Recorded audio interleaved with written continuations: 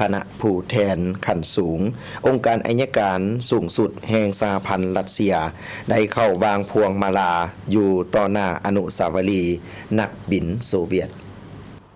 เนื่องในโอกาสคณะผู้แทนขั้นสูงองค์การอัยการสูงสุดแห่งสหพันธ์รัสเซียเดินทางมาเยี่ยมยามและเฮ็ดเวียกอย่างเป็นทางการอยู่สาธารณรัฐประชาธิปไตยปาซาสุลาว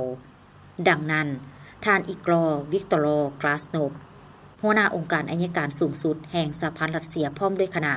ได้เข้าวางพวงมาลาต่อหน้าอนุสาวรีย์นักบินโซเวียตอยู่ที่บ้านอากาศเมืองสีโคตะบองนครหลวงเวียงจันทน์โดยมีทานพันเอกอ่ำเพชรพรหมกร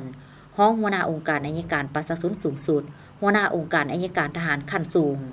มีเอกอัครราชทูตสหพันธ์รัสเซียประจำสาธารณรัฐประชาธิปไตยปาซาสุลาวพร้อมด้วยพนักงานขั้นสูงของสองฝ่ายเข้าร่วม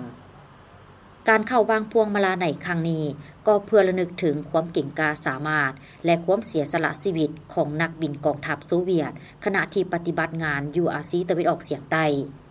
โซเวียตรัสเซียมีอิทธิพลต่อลาวในยุคสงครามเย็นโดยเฉพาะในการออกแบบทางด้านการเมืองและคุณค่าของระบอบสังคมนิยมปัจจุบัน